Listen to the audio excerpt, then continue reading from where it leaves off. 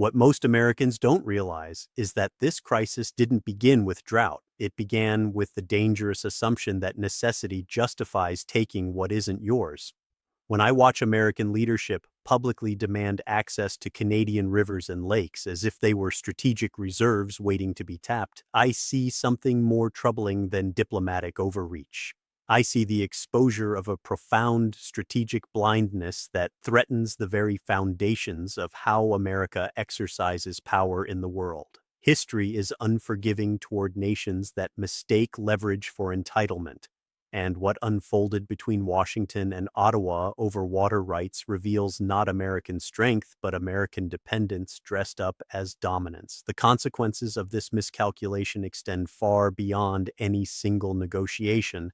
They illuminate how quickly institutional credibility can evaporate when leadership confuses pressure tactics with strategic thinking.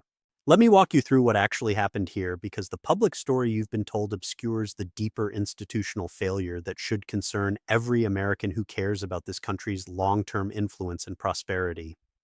On the surface, the narrative appeared straightforward. Drought conditions across large portions of the American South and West created genuine water stress. Agricultural yields declined, energy production from hydroelectric sources dropped, and municipalities faced allocation pressures they hadn't seen in decades. Industrial facilities, from semiconductor plants to steel production, found themselves competing for increasingly scarce water resources, driving up costs and threatening expansion plans.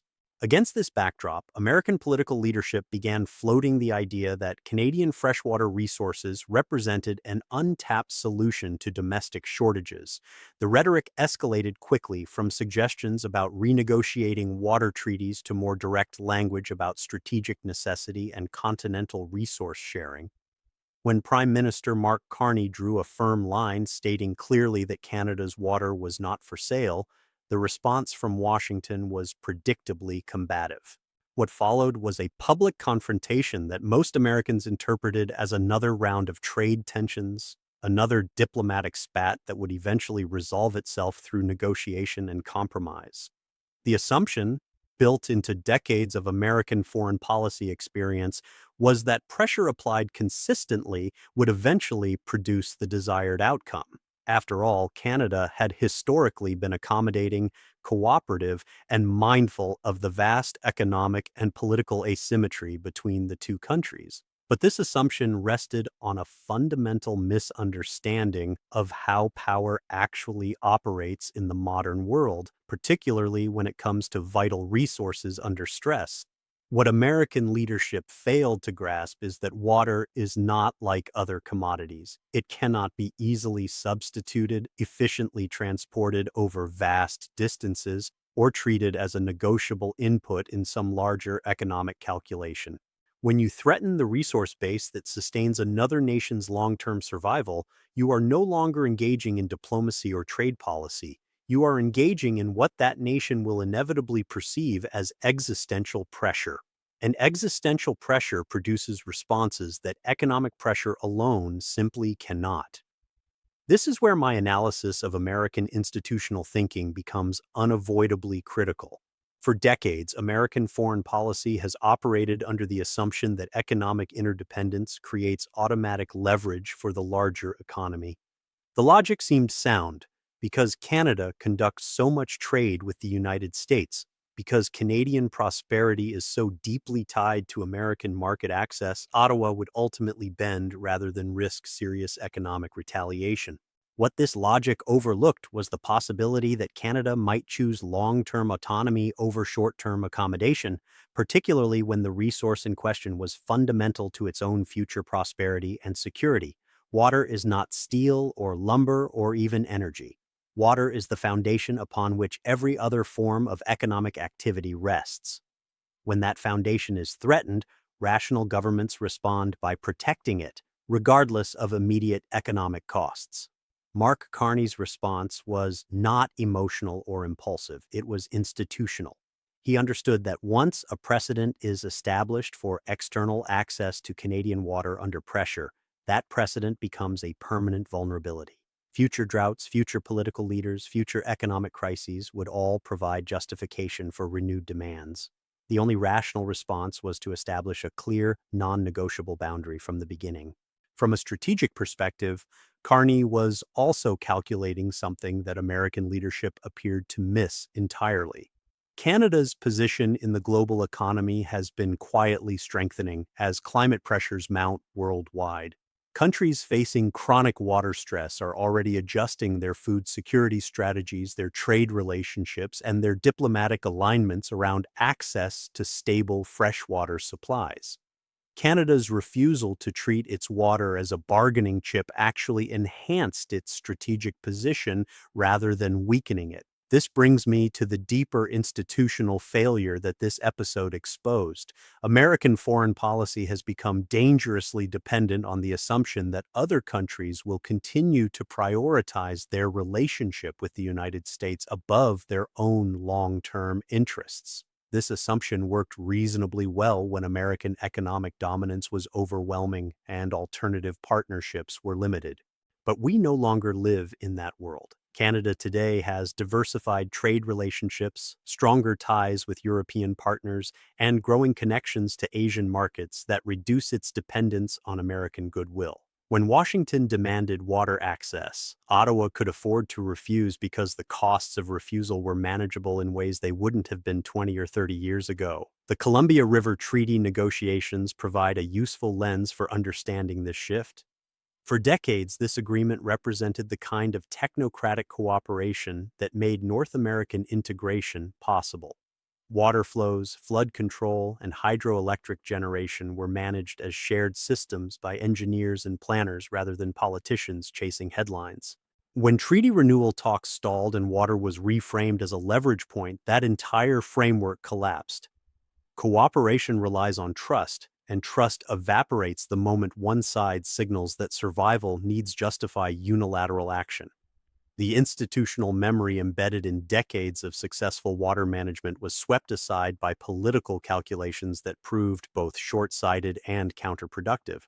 What concerns me most about American leadership's approach to this crisis is not the initial miscalculation. Governments make strategic errors regularly, but the apparent inability to recognize and adjust when those errors become obvious.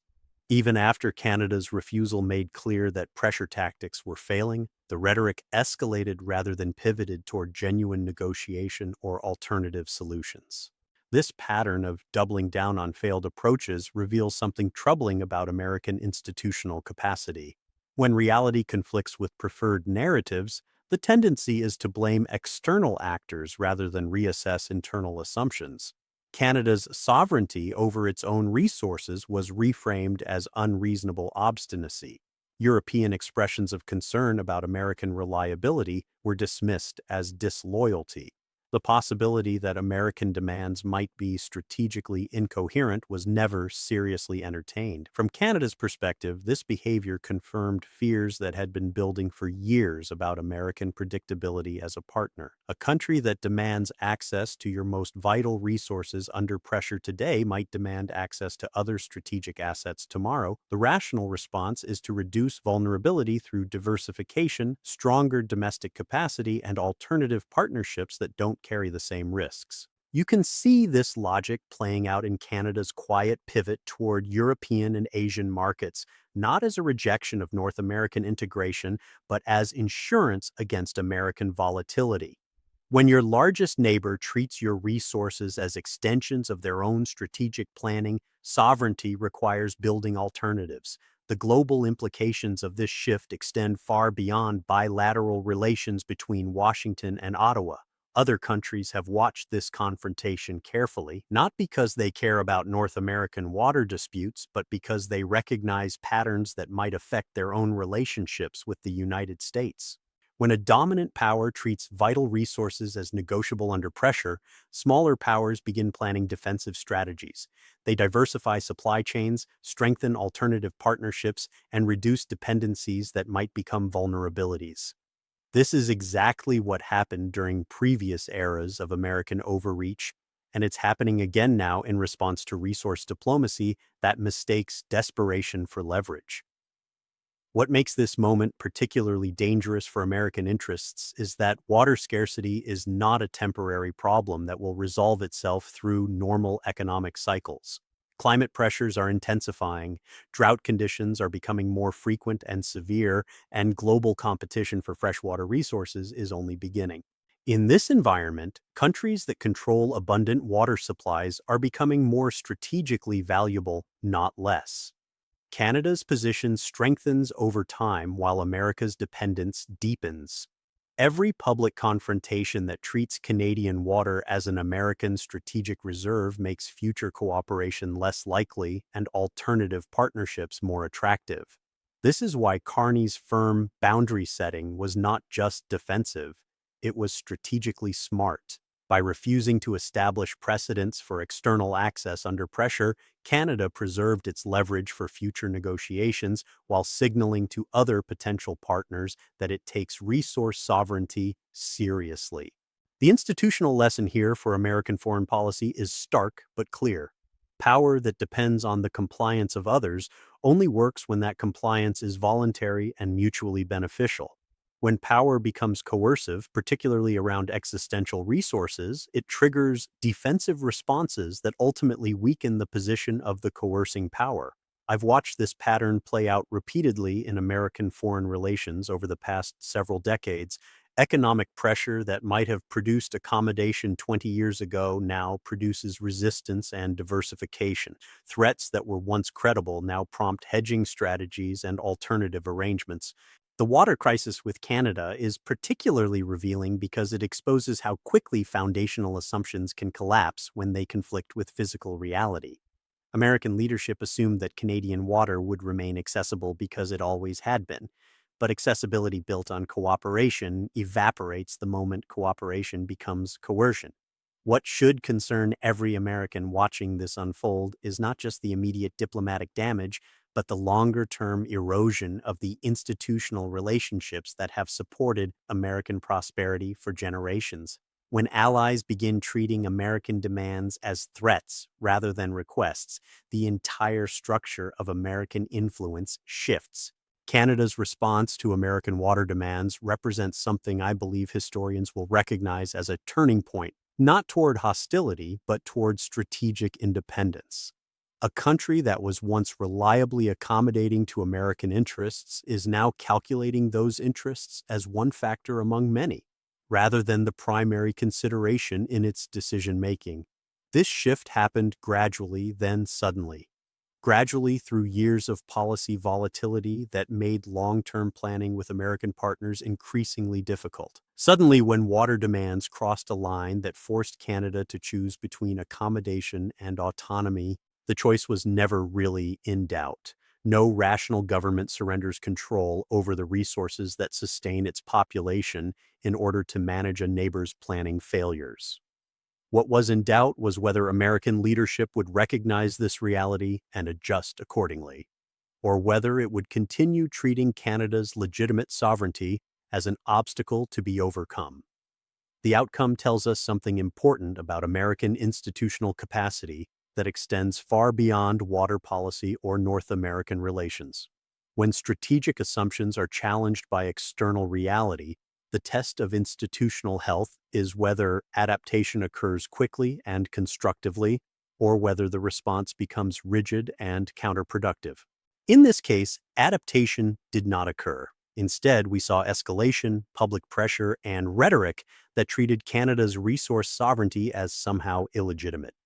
This response revealed not strength, but strategic blindness, an inability to recognize when tactics that might have worked in one context become self-defeating in another. For Canada, the lesson was simpler and more actionable. Sovereignty over vital resources cannot be taken for granted in a world of increasing scarcity and mounting pressure. The only reliable protection is the demonstrated willingness to defend that sovereignty even when defense carries costs. What emerges from this analysis is a picture of American power that is less secure and more dependent than most Americans realize, but also more capable of adaptation if institutional learning can occur. The water crisis with Canada exposed vulnerabilities, but it also clarified choices. Moving forward, American leadership can continue treating the world as if American needs automatically create obligations for others, or it can begin building the domestic capacity and international partnerships that actually sustain influence over time. The first path leads to increasing isolation and decreasing effectiveness. The second requires acknowledging limits and planning within them. History suggests that great powers face this choice repeatedly, and their responses determine whether decline is gradual and manageable or sudden and chaotic. The water confrontation with Canada was a test of American institutional wisdom. The results should prompt serious reflection about whether current approaches are building strength or consuming it. When I consider the broader implications of this episode, what strikes me most is not the immediate diplomatic tension, but the quiet revelation of how quickly fundamental relationships can shift when basic assumptions prove incorrect. Canada's water will remain Canadian not because of moral arguments or legal principles, but because Canada proved willing to defend that reality when challenged. American power, by contrast, proved less decisive than advertised when applied to partners who could afford to resist. That gap between perception and reality is where strategic blindness lives and where future crises are born.